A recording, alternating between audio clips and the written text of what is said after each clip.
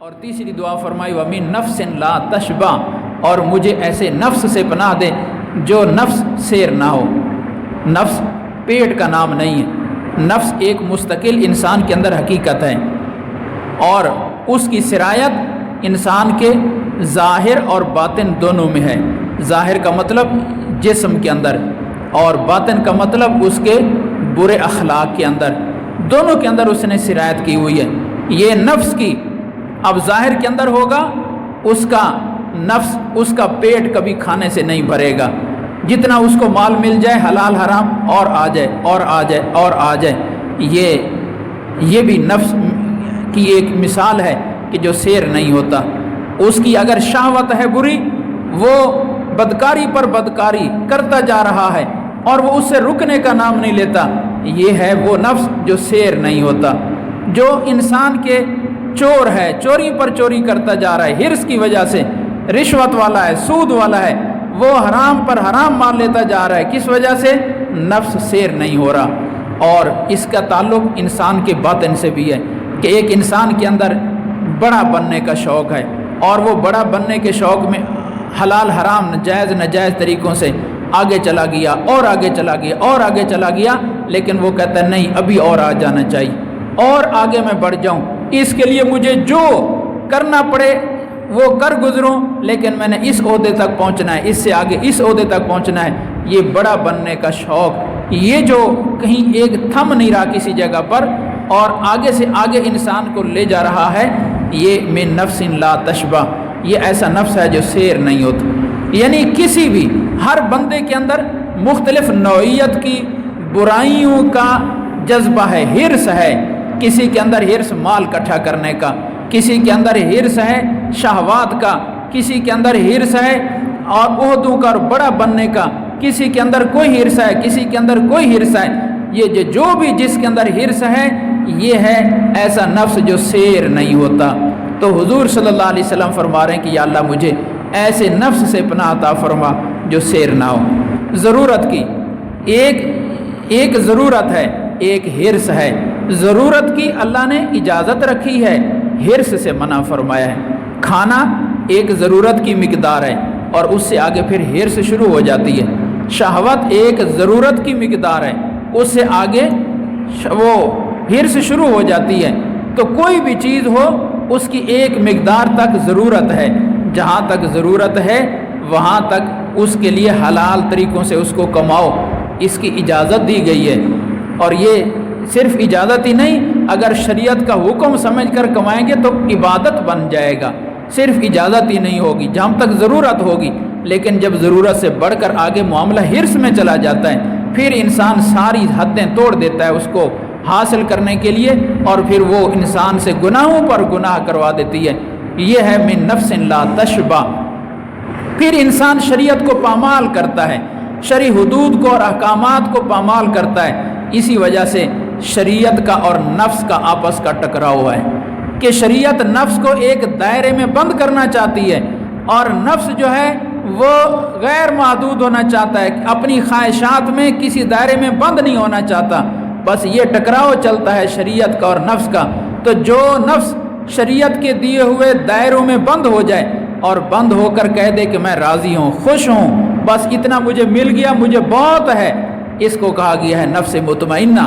یا ایتھا النفس المطمئنہ ارجعی الی ربک راضیۃ مرضیہ۔ اس نفس والے کی جب موت آتی ہے تو پھر بڑی بشارتوں کے ساتھ موت آتی ہے۔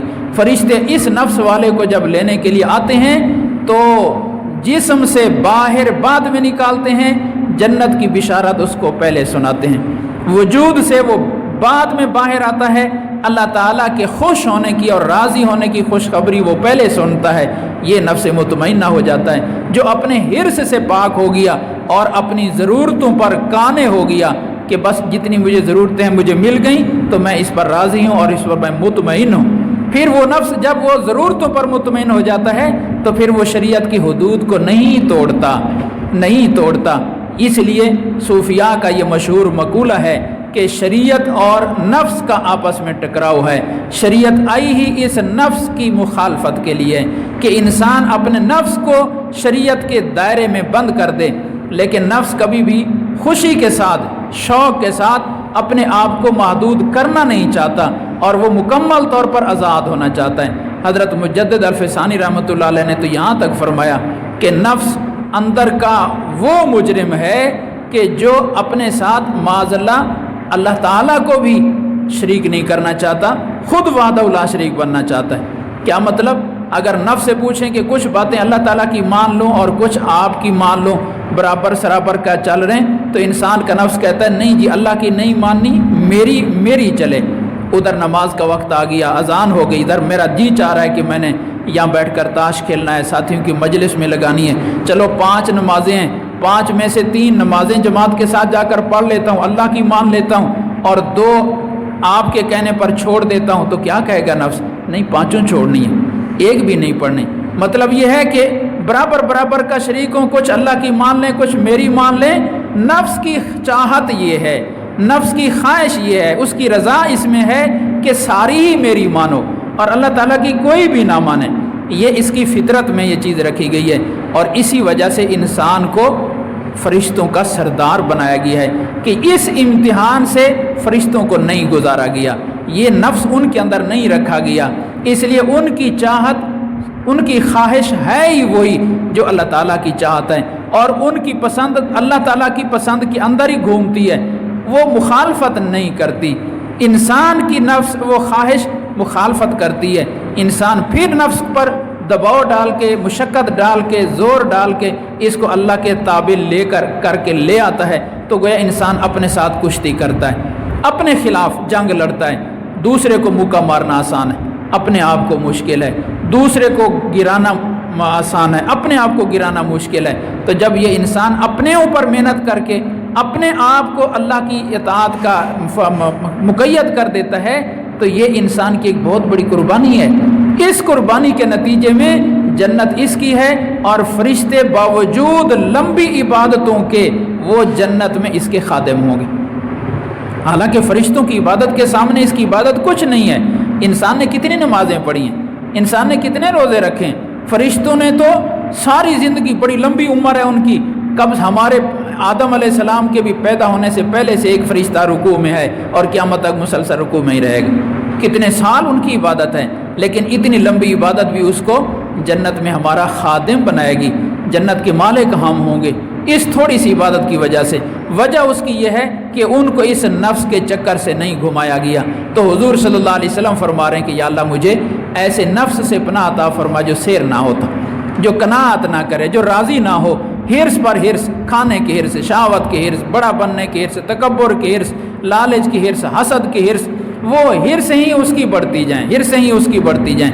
تو نفس کو قابو کرنے کے طریقے اللہ نے القاء فرمائے اولیاء اللہ کے اوپر، اور یہ جو تصوف کے سلسلے ہیں، نقشبندیہ، قادریہ، چشتیہ، یہ حقیقت میں یہ اس نفس کو قابو کرنے کے الہامی طریقے ہیں جو صوفیاء پر اللہ نے القاء کیے۔ انہوں نے پھر تجربات کیے لوگوں پر، ایک نہیں، سینکڑوں نہیں، ہزاروں نہیں، لاکھوں لوگوں پر، بلکہ اربوں لوگوں پر انہوں نے اس کو آزمائے، اور اس کو آزمانے سے لوگوں کے پھر نفوس شریعت کی حدود میں آ کر راضی ہو گئے اور نفس مطمئنہ پا گئے۔